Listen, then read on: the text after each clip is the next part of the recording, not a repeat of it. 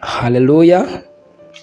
Ndabashubuje mu izina ry'Umwami wacu Yesu Kristo, mwese mbifurije igitondo cyiza kandi mbifurije kugubwa neza mu izina rya Yesu w'i Nazareti. Abantu tubana amasengesho yacu ya saa 9 z'ijoro, mwese turabiyegereje mwiyumvemo ikaze. Tubaye ikaze mu masengesho ategura amasengesho kwiriza azaba ku itariki ya mbere, nkuko turaza kubigarukaho.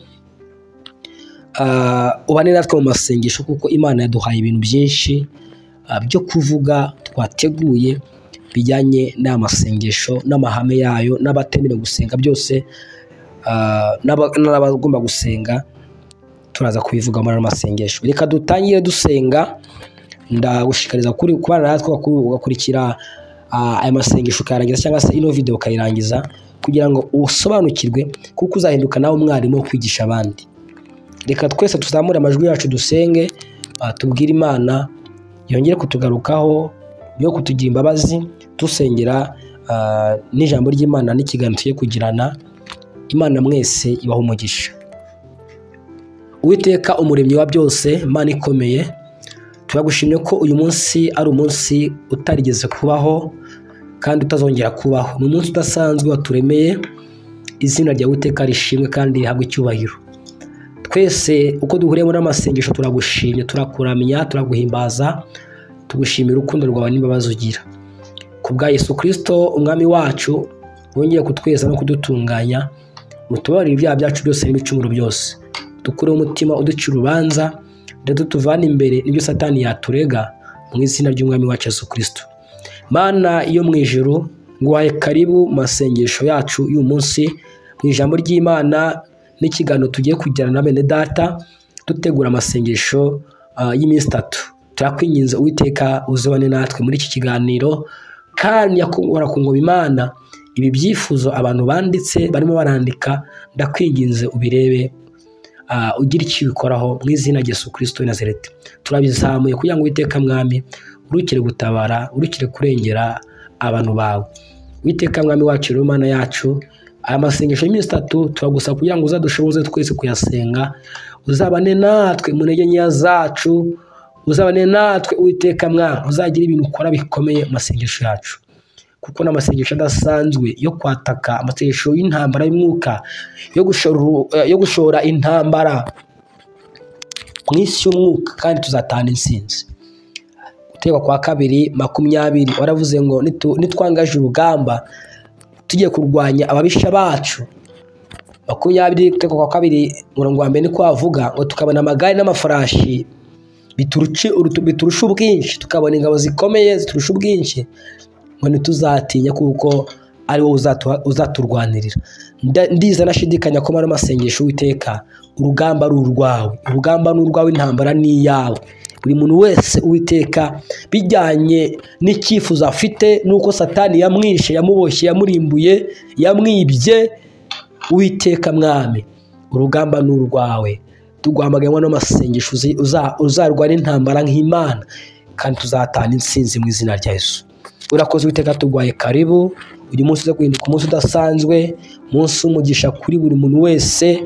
Uturinde inkuru mbi, uturinde impanuka, uturinde ibyago, uturinde abadayimoni, uturinde inzozi mbi, uturinde ibitero byo mu mwuka, mu izina rya Yesu Kristo. Buri kintu cyose kibi turacyanze ku buzima bwacu. Twatuye intsinzi, twatuye imbaraga, twatuye kunesha, twatuye umuriro w'Imana n'amaraso ya Yesu Kristo kutugota no kudutwikira, mu izina ry'umwami wacu Yesu Kristo, amen. Haleluya. Bakoze Imana, ndagira ngo twicare twige, ndagira ngo twicare tuganire kuri iki kintu cy'amasengesho, tukive imuzi, tukizamuke twongere tukimanuke, ku buryo inyota ishira ikintu cyose n'amasengesho. Inguni zose nazikozeho, za message na za commentaire mwandikaga mubaza iby'amasengesho, buri wese avuga ibyifuzo bye, buri wese avuga uko ameze, ndarwaye ibiki, ndonsa, byose humura, bana natwe urangizanye natwe iminota tugiye gusenga, yaba isaha tugiye kubana, yaba isaha, iminota 30, iminota 50, uraba wanyuzwe rwose. Uyu munsi ndagira ngo tubanza tugaruka ku masengesho yacu y'iminsi 3 niyo twemeje niyo abantu benshi batoye, azatangira ku itariki ya mbere kuwa 2 akarangira kuwa 5. Tuzayatangiza ku mugaragaro umunsi utangira saa 6 z'ijoro, ariko tuzatangiza ku mugaragaro mu masengesho yacu ya saa 9 nyine za nijoro. Ubwo urabona ijoro ryo kuwa mbere, noneho saa 9 nyine zo mu ijoro ryo kuwa mbere, ubwo azaba ari ku itariki ya mbere izaba yageze. Urumva ko hazaba hanyuzemo amasaha 3 itariki ya mbere ibaye saa 9 z'ijoro z'itariki ya mbere, azaba ari kuwa 2 nibwo tuzatangira amasengesho yacu ku mugaragaro. Muri no minsi ndababwira intego n'ibyo tuzadusengera ku munsi wa mbere, tuzadusengera ku munsi wa 2 n'ibyo tuzasengera ku munsi wa 3 nzayibabwira. Ariko uyu munsi ndagira ngo turebe abantu batemerewe kwiyiriza ubusa. Harimo abagore batwite, harimo abonsa. Tugiye kubirebera hamwe, ese bo baziriza gute, kuko bagomba kwiyiriza nabo uko byagenda kose. Bo baziriza gute? Ntago ari ubwa mbere tubikoze, ariko nagira ngo mbikore mu buryo buri professional, mu buryo mpuzamahanga, mu buryo nyabwo, ku buryo n'undi muntu wese naho waba uri muri groupe ugategura amasengesho byakugora kugira ngo ujye inyuma y'ukuntu amasengesho ateguye. Nibyo tugiye kujya twarebera hamwe. Amasengesho azatangira ku itariki ya mbere z'ukwezi kwa 4 ageze kuwa 5, ni iminsi 3. Tuzaba tunywa amazi gusa. Ni amazi gusa wemereye kunywa, nayo si buri kanya. Ni kwa kuntu nyine uragira ngo umuhogo utafatana ubone uko usenga. Amazi y'umugezi nicyo kintu kimwe gufatwa muri ano masengesho ku bantu batameze nk'uko ngiye kubabwira. Kuko hari abantu bose ntabwo biyiriza. Ahantu batemerewe kwiyiriza tujye kubirebera hamwe. Yego, amazi atarimo isukari, nta bombo, nta ibintu by'amasukari, wapi, nta ji, nta kintu na kimwe. Tugiye kubirebera hamwe, muraza kunyurwa muhumure rwose. Nangiye gutya kugira ngo twicare twumve ibino bintu, kuko bizagufasha no mu kindi gihe kiri imbere, ndetse uzanafasha n'abandi kubabwira amahame yo kwiyiriza. Uzafasha n'abandi rwose, ndabyizeye. Reka dutangire dusoma urwandiko rwa mbere rw'Abakorinto 6:16 kugeza ku 17. Ngo byose ndabyemererwa, nyamara ibingira akamaro si byose.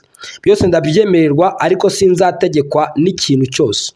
Ibyo kurya n'iby'inda, n'inda nayo ni ibyo kurya, nyamara Imana izabitsemba byombi. Nuko rero umubiri si uwo gusambana, ahubwo ni uw'Umwami, kandi Umwami nawe ni uw'umubiri. Kandi ubwo Imana yazuye Umwami Yesu, natwe izatuzurisha imbaraga zayo. Ntimuzi yuko imibiri yanyu ari ingingo za Kristo? Mbese noneho nori ingingo za Kristo nkazihindura ingingo za maraya ntibikabeho? Ntimuzi yuko uwifatanya na maraya ababaye umubiri umwe nawe? Kuko Imana yavuze iti bombi bazaba umubiri umwe. Ariko uwifatanya n'Umwami Yesu ababaye umwuka umwe nawe. Yego, byose turabyemererwa, ariko siko bitugira iki umumaro. Muri amasengesho rero hari ibintu tuzatutemerewe, ariko hari n'ibyo abantu bazaba bemerewe ngiye kubabwira mu kanya. Nicyo nifuza kubona ko cyahagararira inyigisho y'uyu munsi. Hanyuma ngo uwifatanya n'Umwami Yesu, ngira ngo ni 17, ngo ku rwambere rw'Abakorinto 6:17. Uwifatanya n'Umwami Yesu ngo abaye umwuka umwe nawe. Yego, ariko ngo uwifatanya na maraya abaye umubiri umwe na maraya, kuko Imana yavuze iti bombi bazaba umubiri umwe. Buriya abantu basambana, buriya usambanye n'abagabo 5 babaye 5 mu mubiri umwe. Ariko amasengesho ya deliverance, amasengesho yo kubohoka, muri amasengesho ndizera ko byose muzagenda mubisengera. Ibyo ntabwo ari byo nateguye, ahubwo reka turebe abantu batemerewe kwiyiriza ubusa, cyangwa se badakwiye gufata amazi gusa nk'uko tuzabikora. Ubusanzwe kwiyiriza ubusa ni igikorwa cy'agaciro gakomeye mu isi y'umwuka, ariko si buri wese wemererwa kujya gute kukijyamo. Niyo mpamvu tuba dusaba kwitonda no kubanza tukigisha abantu. Hari abantu rero bemerewe batemerewe gufata amazi gusa muri ano masengesho nk'uko twe tuzabikora. Umuntu wa mbere n'abantu bafite uburwayi bukomeye, nk'abafite indwara wenda z'umutima cyangwa se diyabete bafata n'imiti, abafite indwara z'amara cyangwa se bafite uburwayi bukomeye mu gifu, abagore batwite cyangwa se abantu bonsa. Umugore utwite akenera intungamubiri zihagije kugira ngo umwana abashe kubona amashereka yo konka ndetse anabeho neza.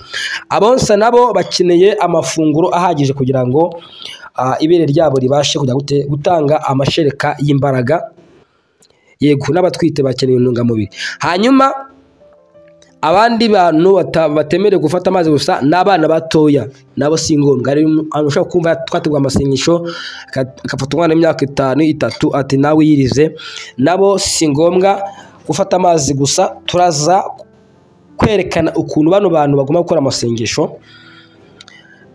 Abantu bose bashobora gusenga no gufata amasaha make yo kwiriza, ariko si byiza ko banywa amazi gusa cyangwa se bagasenga iminsi 3 yose nta kintu bafashe. Abantu tumaze kubabwira haruguru. Abandi bantu n'abantu bafite ikibazo cy'umuvuduko w'amaraso, abantu bagira umuvuduko uri hasi cyangwa se bagira umuvuduko uri hejuru, bashobora kugira ikibazo cyo kugira igihumure. Abantu bafite umuvuduko uri hejuru cyane bashobora kugira ikibazo cyo gutakaza imbaraga z'umubiri, bikabaviramo ibibazo bikomeye, ndetse n'afite umuvuduko wo hasi. Abo nabo ntabwo bemerewe gufata amazi gusa. Ndaza kubabwira nyuma ibyo uko bazakora amasengesho. N'abandi bantu bafite intege nkeya kubera wenda uburwayi cyangwa se bari nko mu bitaro, ibintu nk'ibyo, bari nko mu rugendo rwo gukira nk'indwara nka kanseri. Abantu bakenera imbaraga zihagije kugira ngo babe strong, kuko hari igihe kwiriza ubusa ushobora wenda kuba byashyira umubiri wabo mu kaga, kuko uba ukeneye kongera gukomera. Abantu bakoresha imiti igomba gufatwa nyuma yo kurya. Hari abantu muganga barabwira ati iyi miti uzajya ufata umaze kurya. Urumva nabo si ngombwa. Hari imiti imwe n'imwe isaba gufata amafunguro nyuma yo kurya kugira ngo ibashe kuba yakora neza. Rero so kwiriza ubusa rero bishobora gutuma iyo miti itakaza umumaro wagombaga kubagirira, cyangwa se gatera ingaruka ku buzima bwabo. Icyitonderwa, abantu bashaka kwiriza bafite izi mpamvu tumaze kuvuga haruguru, n'izindi turaza kuvuga mu kanya zirimo abashakanye, byose turaza kubivuga. Abantu bafite izi mpamvu twavuze ruguru, ashobora nko kwiriza agafata nk'ibintu bikenewe mu mubiri wiwe. Ashobora gufata wenda nka ji, agafata nk'ubuki, cyangwa se akanywa igikoma gikeya, aho kujya gukomeza kugira ngo wenda aba yanywa amazi gusa. Ashobora gufata ji, agafata wenda nk'ubuki, wenda na kacyayi cyangwa se n'igikoma gutyo. Cyangwa se akiriza n'ibindi bintu bindi, akiyima ibintu byamunezezaga, nko kureba televiziyo, kujya ku mbuga nkoranyambaga, ku social media za TikTok n'ahandi, mbega ibintu byinshi byamunezezaga. Akamenya ko ari mu masengesho, mbega akirinda. Ibyo bigatuma mbese bimufasha kuba yakwegera Imana, ariko umubiri we ugakomeza ukamera neza muri ubwo burwayi bwibi. Kuko kwiriza ubusa ni ubusabane bw'umuntu n'Imana. Ntabwo ari igihano umubiri wacu ubageze wahawe. Ni byiza rero kubikorana ubushishozi n'icyubahiro, kandi umuntu wese ufite intege nkeya nawe akajya agasenga uko ashoboye. Haleluya. Hanyuma abantu batwite n'abonsa, reka mbagarukeho, badashobora kwiriza ubusa, ariko kandi bagomba kujya gusengana natwe. Dore uko bizagenda. Nubwo batemere kwiriza ubusa, mu buryo wenda kuba bafata amazi gusa, ntabwo bikuraho ko badashobora gusengana natwe ndetse no kwegera Imana mu buryo tuzateguramo amasengesho yacu, cyangwa se gusengera n'ibi tuzasengera. Abagore batwite n'abonsa bashobora kwiyiriza ibindi bintu runaka tugiye kuvuga, aho kwiyiriza wenda ibiryo gusa. nabo bagomba kwirinda kureba ibintu by'amateleviziyo, wenda na za social media, cyangwa se n'ibindi bintu byose batwara umwanya, harimo ibiganiro bibi, ibintu nk'ibyo turaza kubona mu bantu bafite akazi, kuko n'abantu bafite akazi turabageraho ukuntu bakwiriza, n'abakora akazi k'imbaraga turaza kubageraho. Abagore batwite bashobora kurya imbuto, bakanywa amazi menshi, cyangwa se bagafata ibiryo kurya byoroheje, ariko bakiyiriza ibindi, bakiyima ibindi bintu bibafitiye inyungu, harimo n'ibiganiro no kwiga ku matelefone n'ibiki byose, ibyo bintu ukabikupa. Izi ndi kuvuga ni ingero, ariko ndi kubibwira arimo kwiyumva. Nawe reba ibintu wirwagamo, biriya bintu byose ugomba kubikupa. Niba hari n'abashyitsi ukabwira ngo mube muretse kuza, mbega ukiyiriza, Imana ikabona koko wiyirije, nubwo waba uri gufata ibintu byoroheje. Cyangwa se bashobora no guhitamo wenda kwiyiriza amasaha make aho gufata wenda iyi minsi yose, bakavuga ati nzajya niyiriza mfata icyo kurya saa 9, nabyo nta kibazo. Ariko igihe cy'amasengesho bashobora kuza amasengesho yacu nk'uko turaza kubigarukaho ya saa 9, amasengesho ya publique yo gusengera hamwe, hanyuma kuko nabo bafite inshingano zo kuba basengera abana babo babonsa, ndetse n'abatwite, ndetse na za ndwara barwaye zituma batiriza nk'uko abandi bazabikora. Wenda urugero rw'amasengesho y'aba bantu baba batwite bonsa, baba bagomba gusengera abana babo ndetse n'abo batwite n'abagabo babo, bagasengera n'ingo zabo, cyangwa n'ubuzima bwo kugira ngo Imana ibahe ubuzima bwiza kandi bongerera imbaraga babandi baba barwaye. Hanyuma abafata imiti isaba kugira ngo barye, kugira ngo ibashe gukora, bayifata nyuma yo kurya, bashobora gusenga, bagasenga natwe mu mwuka n'amasengesho menshi, nubwo wenda batakwiriza ubusa, ariko agafata umwanya wo gusenga ndetse no gusoma ijambo ry'Imana, mbega agafatwa no gusenga, mbega akagira ikintu ahindura, akamenya ko turi mu mwuka umwe wo gusenga. Bashobora gufata rero indyo yoroshye nabo, ariko ntibafate ibiryo byinshi cyangwa biremereye nk'ibyo bari basanzwe bakora bafata. Bashobora no kunywa wenda igikoma, amazi n'imbuto, cyangwa bakarya ibintu byoroheje nk'uko nari maze kubivuga, mbega bakagaragara ko nabo bari mu masengesho nkatwe. Cyangwa se nabo bakiriza ibindi bintu nk'imikino, kuri amateleviziyo n'ibindi, ibiganiro n'ibindi bintu bigiye bitandukanye. Bagomba gufata umwanya uhagije wo gusoma Bibiliya no kuririmba indirimbo z'Imana mu gihe bari mu masengesho, mbega ukagira reaction itandukanye niyo wari usanzwe ufite. Bagasengera gukira izo ndwara ko tuzatuma turabisengera cyane. Nawe akabwira Imana ngo Mana nkuraho iyi ndwara ituma nasenga nk'uko abandi basenze. Bagasaba Imana kubaha imbaraga z'Umwuka Wera kugira ngo Imana bahe gukomeza inzira y'agakiza. Yego, hanyuma bana bato ntabwo turabatindaho, kuko nabo bashobora gufata nk'ibyo abo ruguru twavuze bafata, bagasengera kugira ngo Imana ibahe ubwenge mu ishuri, ndi kuvuga badoresa za ngimbi, bagasengera kugira ngo Imana ibahe ubwenge mu ishuri, bagasengera imiryango yabo baba barimo, ababyeyi babo, ndetse bagasenga kugira ngo Imana ibahe imbaraga zo kwirinda ibishuko byo mu isi, ubwo ni rwa rubyiruko. Yego, hanyuma bakifatanya n'abandi masengesho yo mu mwuka, nubwo atari kwiyiriza ku bw'amazi, ariko saa 9 z'ijoro cyangwa se nimugoroba saa 1, abantu bose bahagutse bavuye mu kazi, bakaza tukifatanya gusenga hamwe nabo, bakirinda ibintu byo kurangara, bagafata umwanya uhagije wo gusenga no kwigomwa ibyo bari basanzwe bamenyereye, bakicara bugufi, bakiriza ubusa, bagasenga, kuko kwiriza ubusa ni ugusenga. Yakobo igice cya 4 umurongo wa 10 ati mwishire bugufi imbere y'Umwami Imana, kuko aribwo izabashyira hejuru.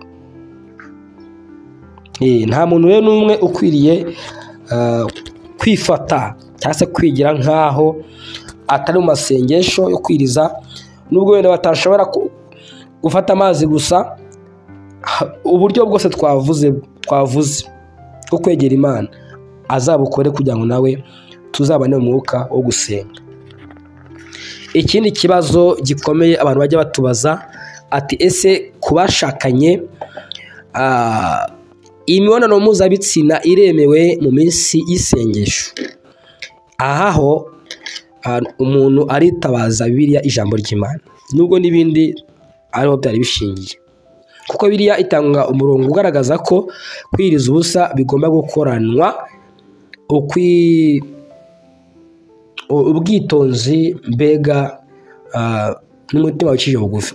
Urwandiko rwa mbere rw'Abakorino 7:5, Bibiliya iravuga ngo Pawulo niwe wabyanditse ngo nimukimane keretse ahari musezeranye igihe, kugira ngo mubone uburyo bwo gusenga, kandi mwongere guhura Satani atabagerageresha iruba ry'imibiri yanyu. Ariko ibyo mbivuze ku bwanjye, si amategeko mbategeka. Ibi bishaje gusobanura iki?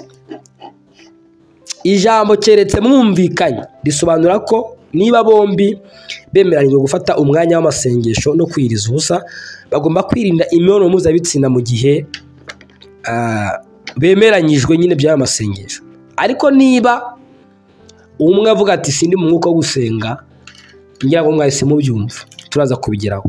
Birasaba rero kumvikana hagati y'umugabo n'umugore kugira ngo hatagira ubera inkomyi undi, cyangwa se wenda haboneka n'igishuko giturutse handi.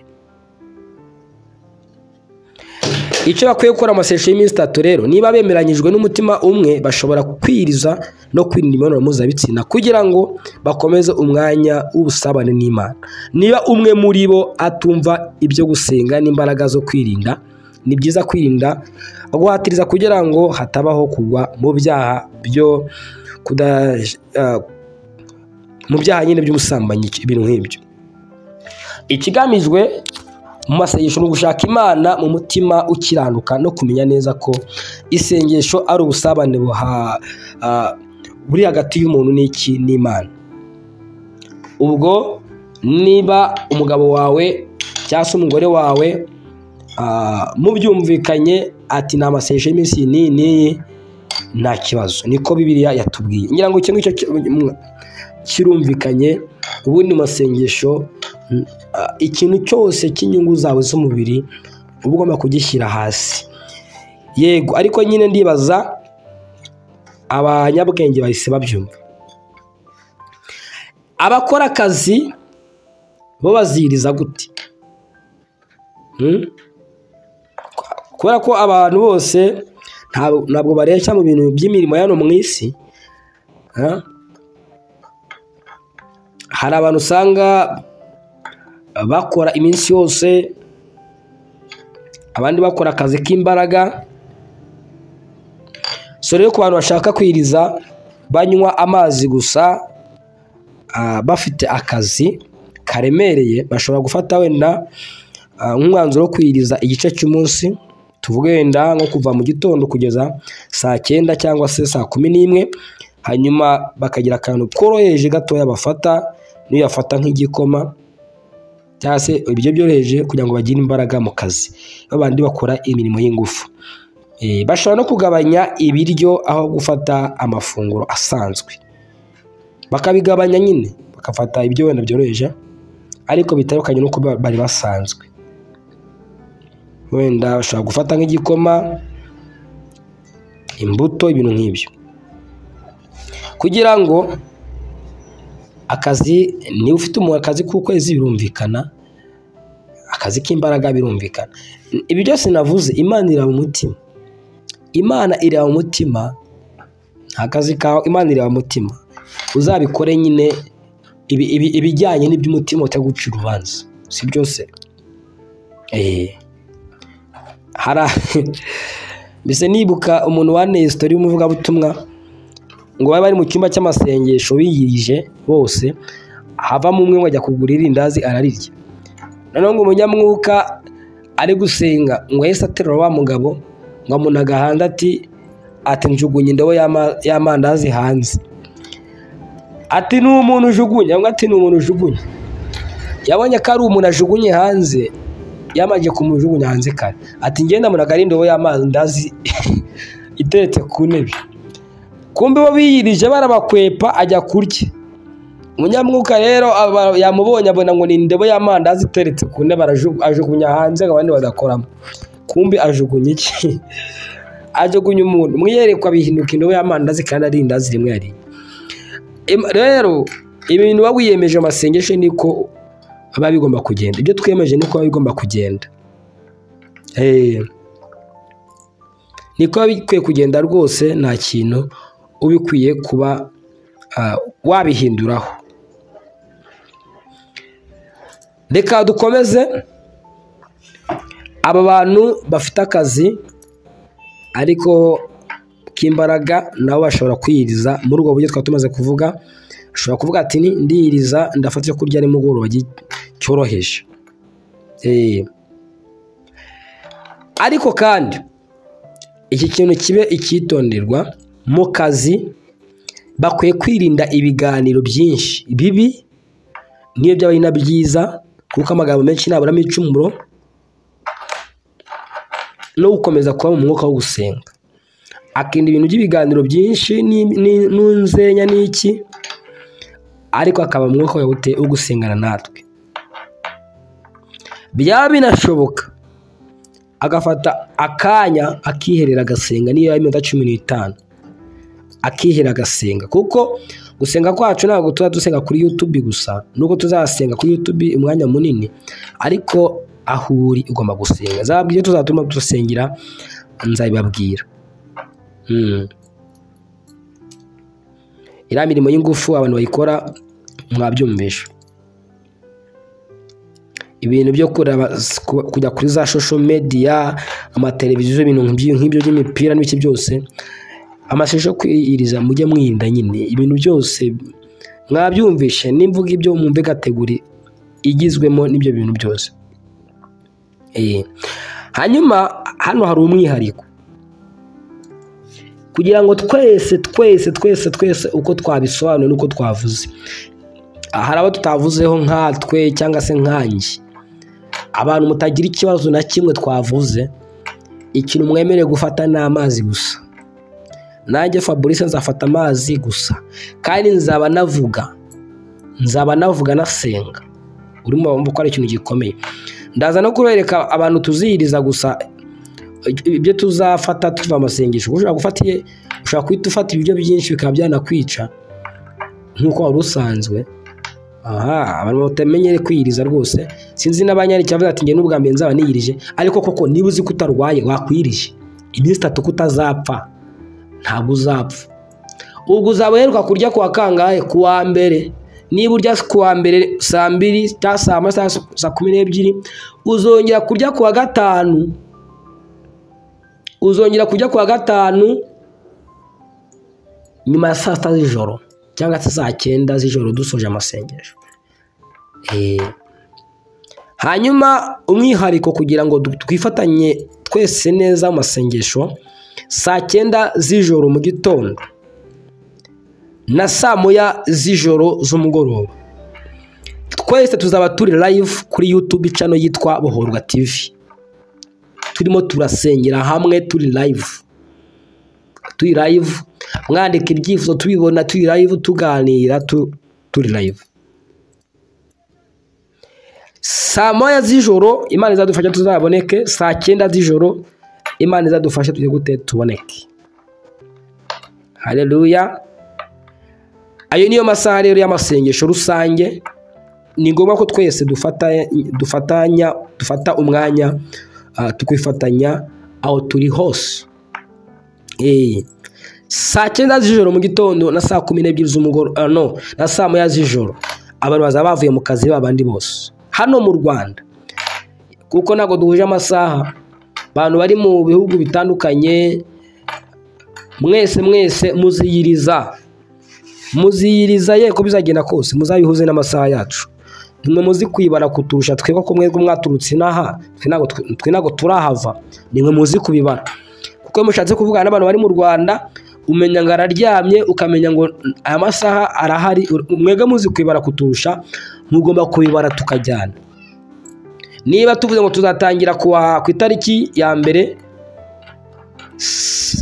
mu rukerera rwo kuwa mbere saa 9 z'ijoro, cyangwa se mu rukerera rwo ku itariki ya mbere kuwa kabiri saa 9 z'ijoro, ukamenya ngo njyewe uri muri Amerika iki gihe azaba ari ryari, nawe ugatangira amasengesho kugira ngo tuzasoreze rimwe.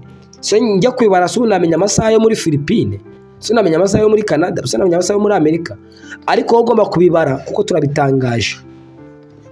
Niba uri muri Amerika ntabwo mbizi saa 9 z'ijoro zina, ntabwo mbizi ngo muri Amerika ni sangahe. Uzaba uri maso, ntushaka zari kumanywa, uzaba uri maso uje dusenge, niwo uzabyibarira.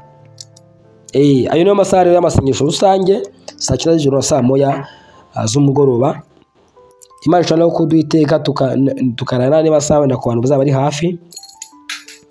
Ikitonderwa niyo umuntu yaba ananiwe gute, agomba kwiyemeza kwinjira muri aya masengesho, kuko ni umwanya gushaka Imana hamwe n'abandi bavandimwe tugasengera hamwe twese. Uko waba unaniwe kose ntabwo uzaba uri kundusha njyewe uri kuvuga ndi no kwiriza ari kunywa amazi gusa. Hanyuma abashakanye bemeranye ko batazakora ibyo twavuze, muzinje mu masengesho dusengane. Ubwo niba umwe ati atuye ibintu byo gusenga, ubwo nawe nyine uzagira ubwenge uzaye musabe, nabyanga nyine nuko.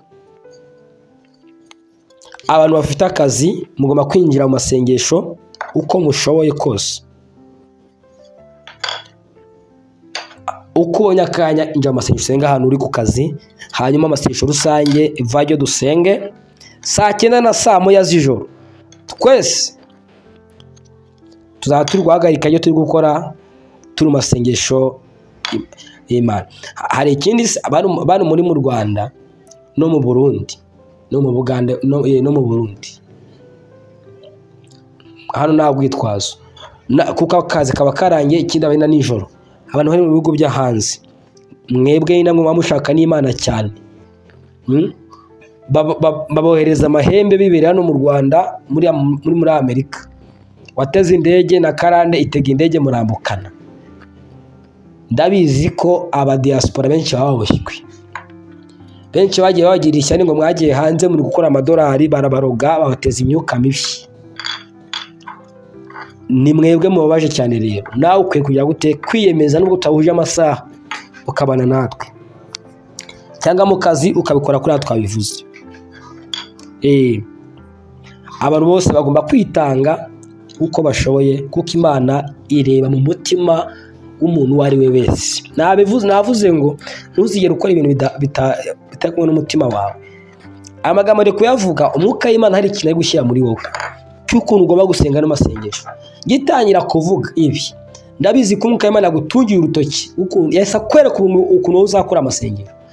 Ntukora ibitandukanye nabyo rero uzamera nkaho ndi bajugunye hanze ngo bajugunye indobo y'amandazi kandi ari umuntu agize gute bajugunye hanze. Matayo 6:6 uzi ukuntu handitse, aravuga ngo weho nusenga ujye winjira mu nzu ubanze ukinga urugi, uhereko usenge so mwihereranye, nuko sureba ibyiherereye azakugororera. Yego, Imana izakugororera mu izina rya Yesu. Ndaje mbabwira kandi kantu gakomeye nyuma ndimo gusoza iyi nyigisho. Ndaje mbabwira kandi kantu gakomeye. Abantu bazabiyirije bya nyabyo, uzirinde kwita usubira mu mirire isanzwe vuba vuba cyangwa se kubagaho. Fata akaji, utuntu tworoheje cyane, ugende urya buhoro buhoro kugeza umubiri wawe wongeye kumenyera. N'ibinyomoro, imineke, mbega utuntu tworoheje, kuko ngewe ubwo mba nakakaye cyane. Hari igihe mpita numva hacitse n'ibisebe. kuko ni ibintu ngiye menyereye. Hari igihe nsenga amasengesho nk'ayo y'iminsi 3 narya nkumva n'ibisebe nkaribwa rwose, kandi ari n'umuneke ndiye nkumva ndariye mu buryo bukomeye. Nyitangira amasengesho kera nahise nirukanyira muri kantine mfata irindazi n'icyayi, ariko irindazi ikintu byari rinkoreye byaramaratuye, numva ndapfuye, ndahaguruka ndavuga nti abantu baragira ngo mbaye iki muri resitora y'abandi. Kera nyitangira amasengesho, ariko ufata utuntu tworoheje cyane. Ukuza uruhinja rurya, ukuza uruhinja ni gutangira kumenyera gake gake, nurire rimwe kandi ugenda wongera mpaka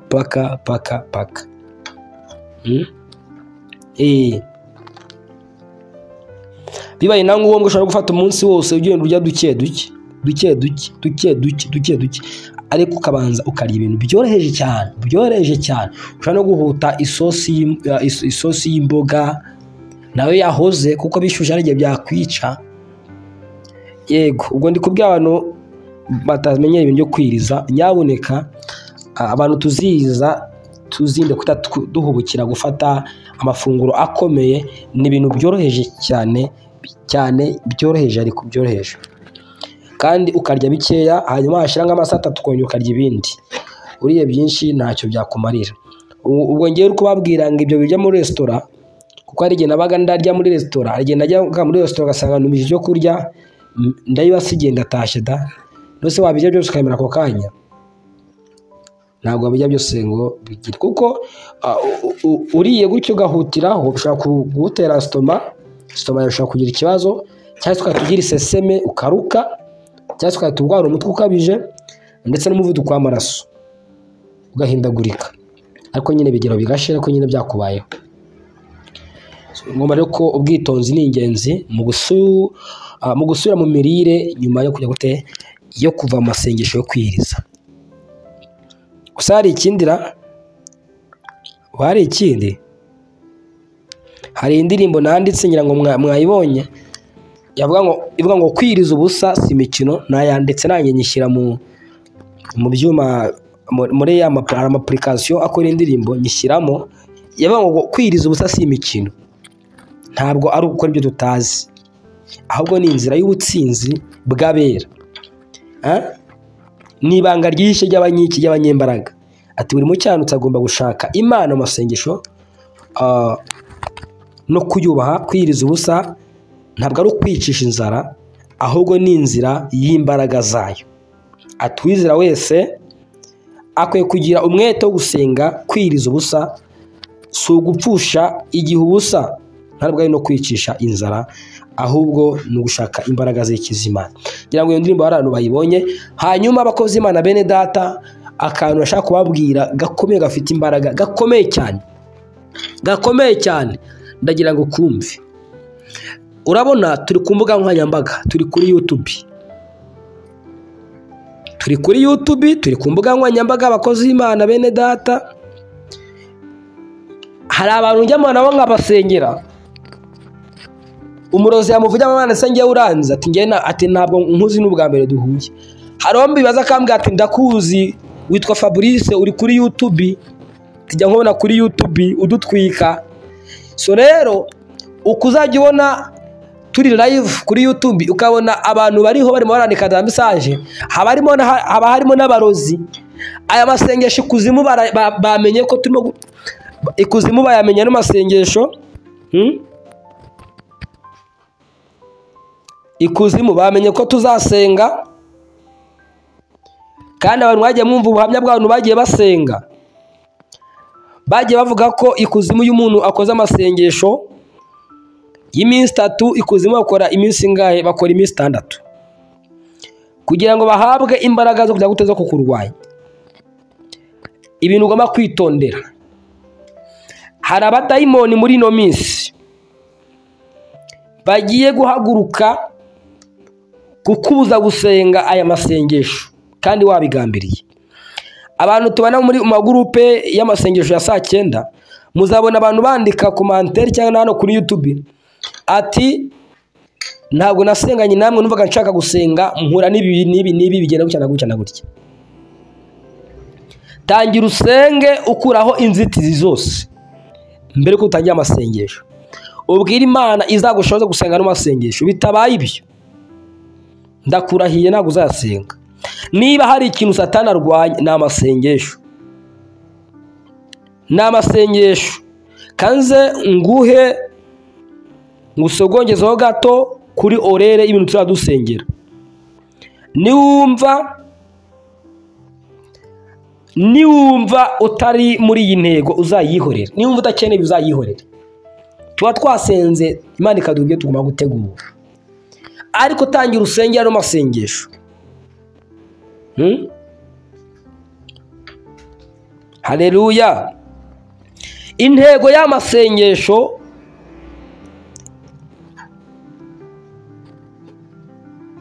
iri muri Yesaya 58:6. Ati amasengesho nshima nuko mwajya mubohora abantu ingoyi z'urugomo, mugacagagura mugahambura abantu bari mu magereza.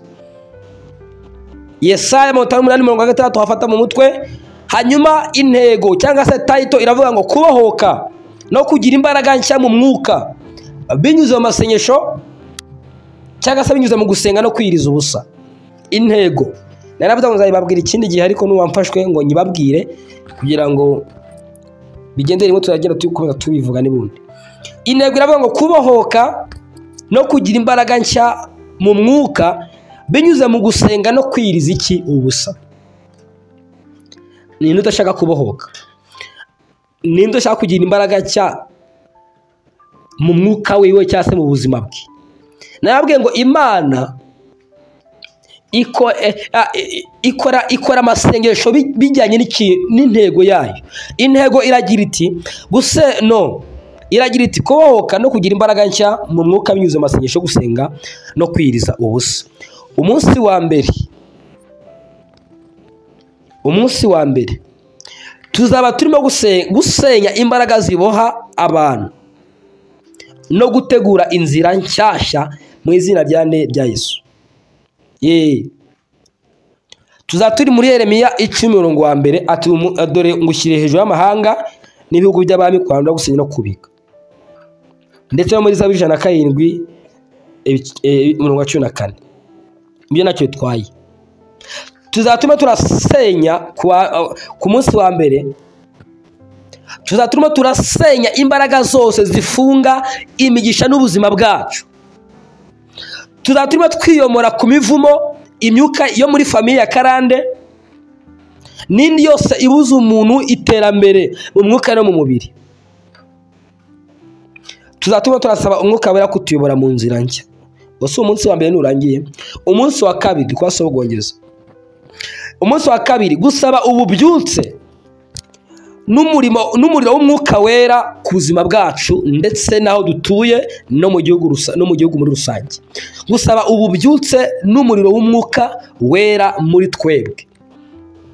Ibyakozwe n'intumwa 1:8 niho tuzaba turi, kuko buri munsi n'ibyanditswe byaho na titire yaho n'ibyo dusengera byaho.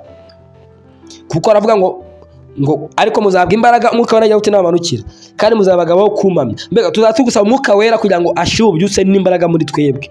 Babandi musenga mwayura ntago nyuma y'amasengesho bizongera gukunda. Babandi mufite za karande, babandi mufite imyuka yose yogenda bafunga, mbizagera nzabisobanuraho neza nta kibazo. Kuko Yesu adusezeranyije umwuka wera, avuga ngo ngenza Matayo 3:1 ngiye mbatirisha amazi ngo mwihane. Uwo ni Yohana, ariko nyuma yanjye hari undi undusha ububasha, azabatirisha umwuka wera n'umuriro. Hanyuma rero tuzatubwira umunsi wa kabiri, tuzatubwira Yesu ngo tubatirisha umwuka wera n'iki n'umuriro, duhindura umuriro. Umuntu ufite umuriro se baramuroga, bamuteza amahembe baramutega bikamufata. Duhindura umuriro. Ikintu cyose gihinduka umuriro. Ku munsi wa mbere nsubiye nyuma gatoya, niba baragutwaye ikariso, baragutwaye ifoto, baragutwaye umusatsi, baragutwaye aho wakandagiye, bizarara bigarutse. Reka mbabwire ino story gatoya ntagera ku munsi wa gatatu. Nari gusengera umwana w'umukobwa afite imyaka 21 ngira ngo hafa. Ndi kumusengera bari baramujyanye mu bapfumu mu gihugu cyo mu Bugande. Yanitse imyenda mu buzima busanzwe, agiye kuyanura asanga akora y'umukara ngo bayibye, kumbi n'umurozi wayitwaye ko ntabwo bari bayibye, sabajura bari bayibye ahubwo n'abarozi. Turi gusenga Imana niyo yahishuye ko bamutwaye iki, bamutwaye uwo mwenda ari abarozi bawibye atari abajura bawibye. Yarangwa mu Bugande bamutongera ibintu bitandukanye. Ndasenga ku munsi wa mbere uko we yarageze ku rwego rwo gusara kwirukanka. Ndasenga ku munsi wa mbere umupfumu umwenda yarabugaruye ahumuruzi, kandi koko turahamagara muri karitsiye baratubwira ngo hari abantu kuko bari baturanye, hari umuntu warayeyo gutya. Ndi kumusengera umupfumu amuvugamo arambwira ati umwenda we nawugaruye kuko nabonaga ibikorwa byanjye birimo birasenyuka urimo urabyangiza. Ati wa murozi we ari kunyita umurozi. Umupfumu arateka asubira mu Bugande. Tubona umukobwa atangiye kugira agahenge. Kumva ubwo turabohere kubacanaho umuriro turabihagaritse. Noneho wa murozi arongera asubiza iki, asubiza wa mwenda umupfumu kugira ngo akomeze kumutongera ibintu bimwica bimuniga, kuko yarafatwaga atomboka ibintu bikamuniga akavuga ngo ndapfuye mutima ugasandara. Ikintu gitangaje, ku munsi wa kabiri nongeye gusengera wa mukobwa, umupfumu arambwira ngo umwenda narongeye barawungarurira. Ati byayimufashe ni njyewe wari ubyohereje. Ikintu nakoze ni iki, nahise nkora isengesho ryo kwambura umupfumu imyenda, uwo mwenda. Ntegeka abamarayika b'Imana mu ntambara y'umwuka, kuko muri Zaburi 104 ngira ngo 104 ibice 4 ntabwo uri kubyuka neza ko ni hafi aho, ngo abamarayika Imana bahindura iki, umuyaga bagatumwa, ngo ni imyuka idukorera kandi igakorera Imana, ngo abagaragwa ikabindura amakara yaka. Ntegeka abamarayika kugenda gukura y'uwo mwenda. Ikintu gitangaje nabivuze mu masengesho gutyo mpita mberekerana nangaho biribagirana. Ku munsi wa gatatu ndi gusengera wa mukobwa,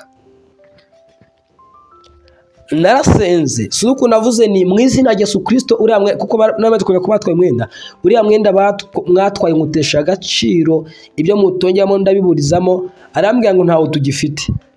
Ntiwagiye hehe? Ndabatwika ndavuga nimwe kujya mumbeshya, wagiye? Ati sinzi umuntu wawutwibye, barawutwibye, sinzi imbaraga zatwibye umwenda. Ati ntawo sinzi imbaraga zatwibye umwenda.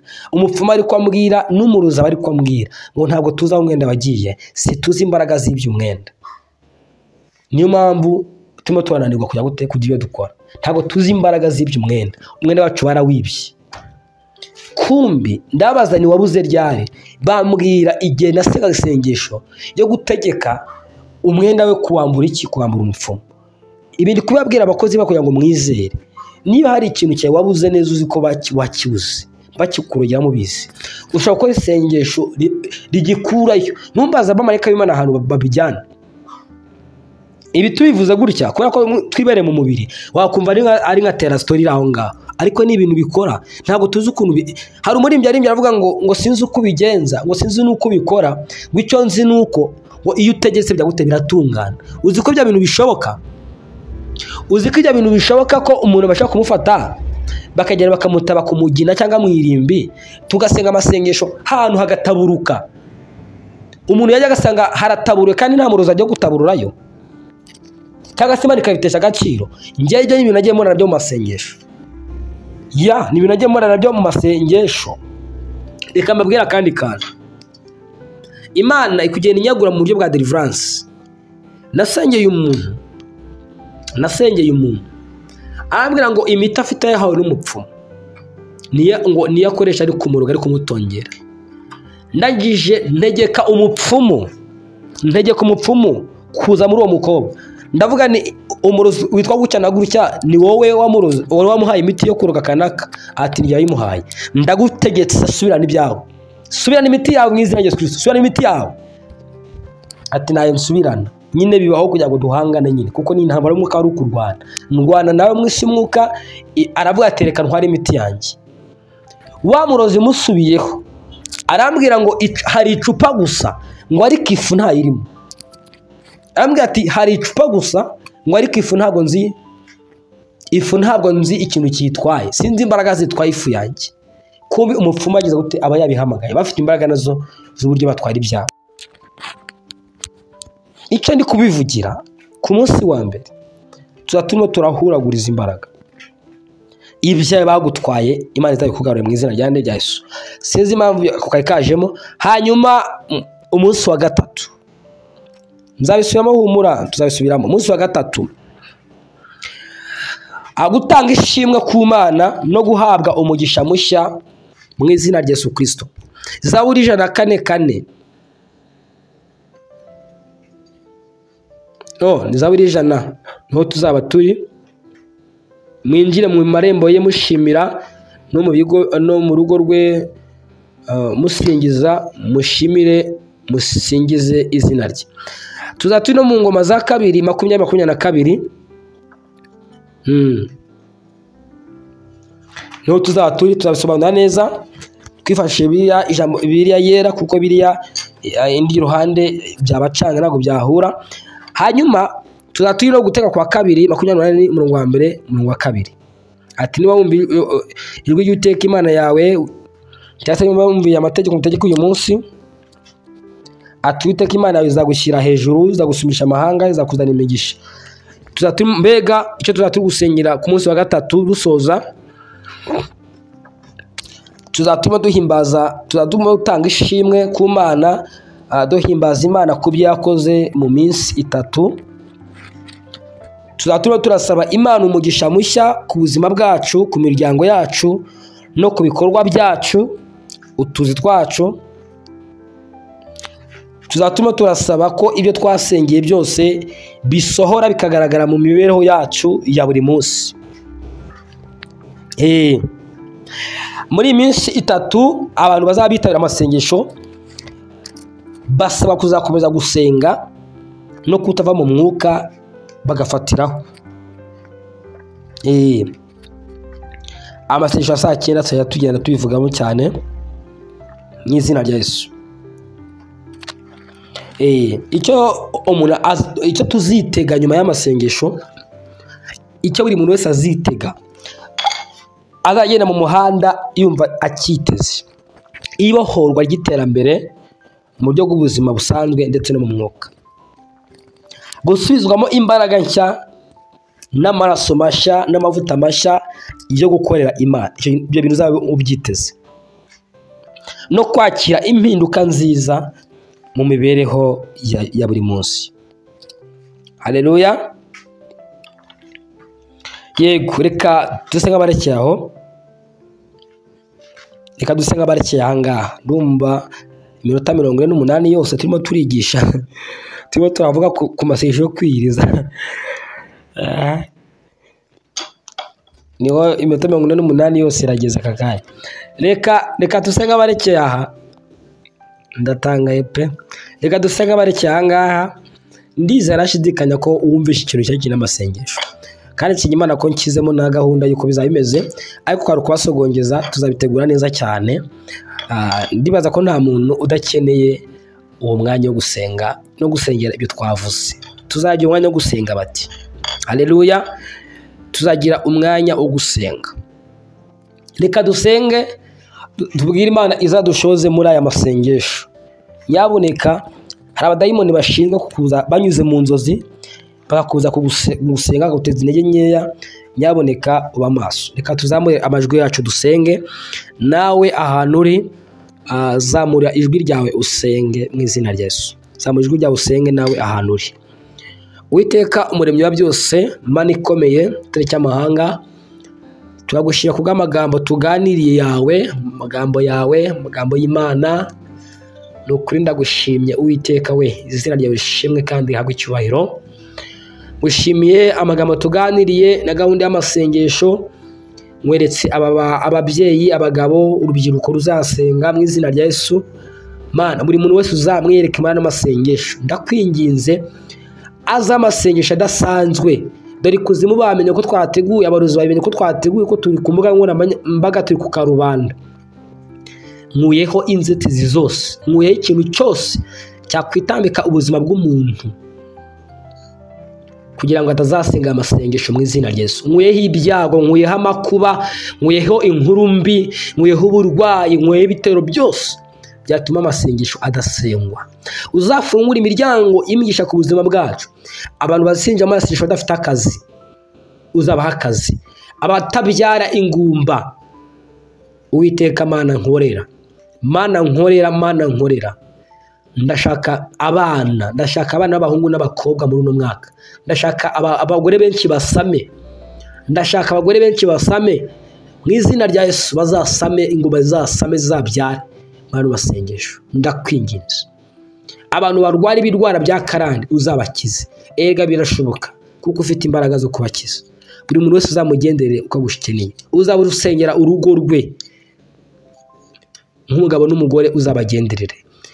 Muza gusengera abana be, urubyaro rwe, cyangwa uza gusengera kuba mwubakira urugo rwiwe, ari umusore cyangwa ari umukobwa. Ikintu icyo ari cyo cyose abantu bazazana mu masengesho, Uwiteka uzabane natwe kandi uzuba gusenga kwacu. Ushimwe ko uri kumwe natwe aho duhereye hirya no hino mu isi, kandi uzadushoboza.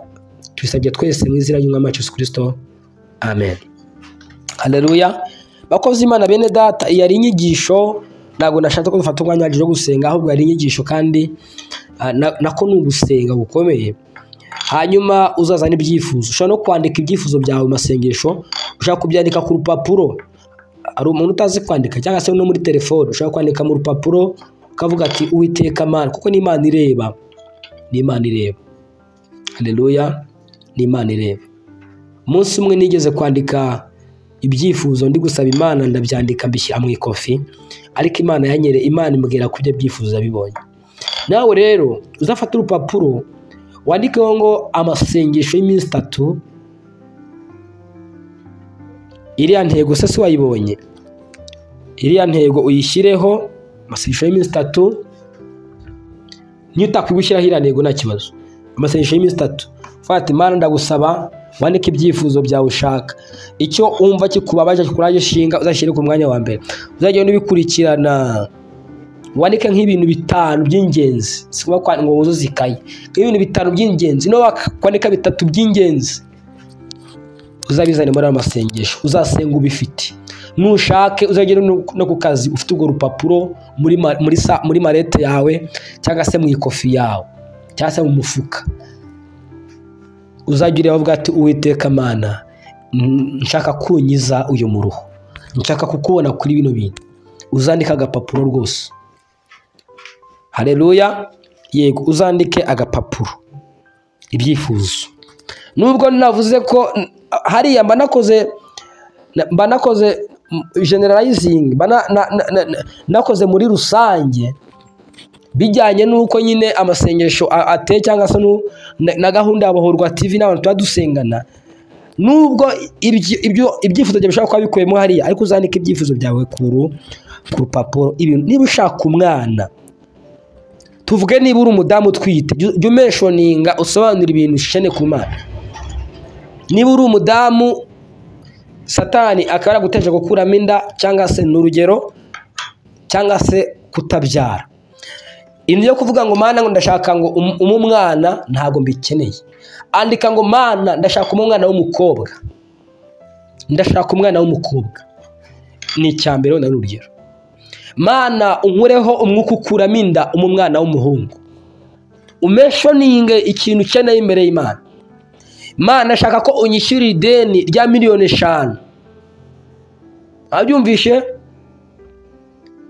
Warangiza ukama igishoro 10,500 nkikorera business yanjye ku giti cyanjye. Kuki utakongeraho? Ariko ushaka kuvuga ati Mana shaka ko unyishyura ideni. Ibyo kuvuga ngo Mana shaka ko unyishyura ideni ntago mbishaka. Mana shaka ko unyishyura ideni ushyiraho umubare wayo. Mentioninga ikintu gusengera. Mana shaka ko unyiza indwara, ntago mbishaka. Mana shaka ko unyiza kanseri, ndashaka ko unyiza prostate, ndashaka ko unyiza umuvuduko w'amaraso. Mentioninga indwara mu mazina yazo, mu izina ryande rya Yesu, kandi ntuzongeye kuzite ko ari izawe, ni za Satani. Mbega umentioninge abantu b'abadamu bafite ibyifuzo byo kubyara, nibo usanga ndi guhangana nabo ngo Imana mu mwana, abana bose n'abana. Wavuze icyo ushaka, hana ko yabusobanura icyo ashaka, umurusha gusenga. Haleluya. Reka dusenga abagana ku musozo. Mbifurije kuzaba natwe muri masengesho, kuyavuga siko kuyamara, tuba tugenda tuganira, haracyari iminsi igeze muri ingahera, nko muri 4 atari 3 ntacyo, iminsi iracyari, tuzakomeza tugende tubiganira. Imana ibahe umugisha, mugire umunsi mwiza, aho mukomanga bakingurire, amahoro y'Imana ababeho. Ndibaza nasobanutse kuko impande zombi twazikozeho, inguni zombi twazikozeho. Sinzi rero za commentaire mwandikaga mubaza ibintu by'amasengesho, niyo wumvishe video wayirangije, nukuri harimo inguni zose, nagerageje gutegura nkoze mu nguni zose. Imana rero ibahe umugisha, Umwami Yesu arabakunda. Bye bye.